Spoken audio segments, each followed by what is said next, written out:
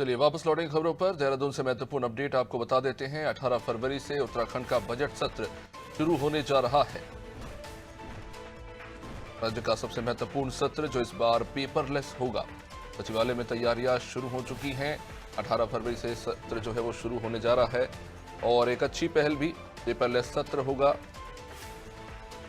Green India का जो लक्ष्य है तो मद्देनजर रखते हुए अब हम देख रहे हैं कि देश के अलग अलग राज्यों में और जैसे कि संसद में भी पेपरलेस हो चुका है, वैसे अब विधानसभा में भी, उत्तराखंड विधानसभा में भी बजट सत्र जो है पेपरलेस होगा। पहली बार ऐसा होने जा रहा है।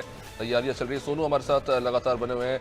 सोनू, क्या कुछ तैयारियां इस बार? 18 फरवरी से सत्र शुरू होगा, पेपरलेस सत्र, साथ ही साथ अब इस सत्र में क्या कुछ महत्वपूर्ण देखने को मिल सकता है?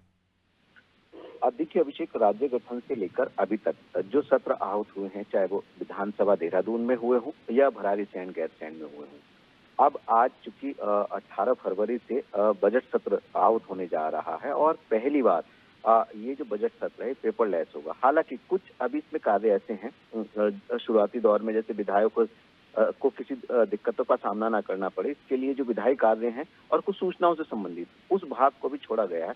बाकी के जो काम हैं वो पेपरलेस होंगे। तो इस व्यवस्था को अस्तित्व में लाने के लिहाज से तमाम कवायद की जा रही हैं।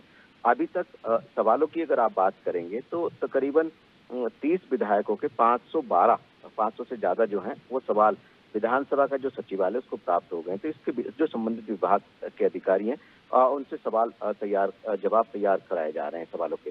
तो कहीं ना कहीं ये कोशिश है कि पर्यावरण संरक्षण के लिहाज से और एक नई डिजिटल व्यवस्था को अस्तित्व में लाने के लिहाज से पेपरलेस सत्र कराया जाए। और यही वजह है कि कुछ समय पहले की अगर आप बात करेंगे तो विपक्ष के विरोध का भी सत्ता पक्ष को जो है वो सामना करना पड़ा। विपक्ष ने कई सवाल भी खड़े किए कि आखिर भराड़ीसैंण में ग्रीष्मकालीन राजधानी में जो सत्र है वो आहूत क्यों नहीं कराया जा रहा, क्योंकि इस व्यवस्था को अस्तित्व में लाया जा रहा है। लिहाजा एक आधार विधानसभा अध्यक्ष ने बताया और मुख्यमंत्री से अनुरोध भी किया था उस वक्त। अब देखना होगा कि जो सत्र की कार्रवाई जब शुरू होगी तो इस पेपरलेस विधानसभा के सत्र के दौरान क्या हंगामा विधायक करेंगे और किन मुद्दों को प्रमुखता से विपक्ष के विधायक जो है वो सदन में उठाने वाले। निश्चित रूप से सोनू, आप बने रहिए हमारे साथ।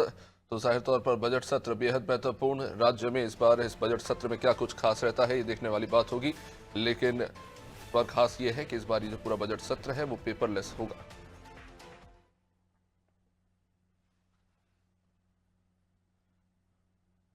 बड़ी अपडेट आपको बता रहे हैं देहरादून से ही जुड़ी हुई इस वक्त की बड़ी अपडेट है, जहां जमीन के फर्जीवाड़े के मामले में रिटायर्ड सैन्य अधिकारियों पर केस हुआ है। 15 रिटायर्ड सेना के अधिकारियों पर केस दर्ज किया गया है और कुछ 16 अन्य लोगों के खिलाफ भी मुकदमा दर्ज हुआ है। पूर्व कर्नल की शिकायत पर ये केसेस दर्ज किए गए हैं। प्रशासन फिलहाल फर्जीवाड़े को रोकने की कवायद में जुटा है। वहीं ये बड़ा मामला जहां पर 15 रिटायर्ड सैन्य अधिकारियों पर केस दर्ज हो गया। सोनू हमारे साथ। सोनू, 15 रिटायर्ड सैन्य अधिकारियों पर केस दर्ज हुआ है, ये पूरा मामला क्या है? देखिए अभी एक जो देहरादून का जो डिफेंस कॉलोनी एरिया है जिसमें ये प्रावधान किए गए थे और जो पुलिस के विभागीय अधिकारियों से हमें जानकारी मिली है 1961 के दौरान की जो भूमि थी उनको इस कॉलोनी के में खुले में रूप से रखने की एक व्यवस्था की गई थी। और चूंकि इसके लिए एक सैनिक सहकारी आवास समिति बनाई गई थी, तो जो सैनिक इस आवास समिति के समय समय पर पदाधिकारी रहे हैं उनके खिलाफ एक रिटायर्ड सैन्य अधिकारी ने जो है वो शिकायत दर्ज की है। अब चूंकि आप जानते ही हैं कि उत्तराखंड सैन्य बाहुल्य प्रदेश कहलाता है और इस तरह की भी मान्यता है कि उत्तराखंड के प्रति एक तीसरे घर से एक युवा वो देश की सरहदों की हिफाजत की का संकल्प सेना में शामिल होने के बाद लेता है। तो ऐसे में चूंकि सैनिकों से और पूर्व सैनिकों से जुड़ा हुआ ये मामला है, तो ऐसे में ये मामला चिंताजनक और गंभीर हो जाता है। अब चूंकि कुछ लोगों के खिलाफ इसमें मुकदमा दर्ज किया गया है जो कि रिटायर्ड है, तो ऐसे में अब पुलिस की तफ्तीश में देखना होगा कि पुलिस अपनी जांच पड़ताल के दौरान आखिर वास्तविकता को कब तक उजागर करेगी, ये देखना होगा। बहुत बहुत शुक्रिया सोनू जानकारी के लिए।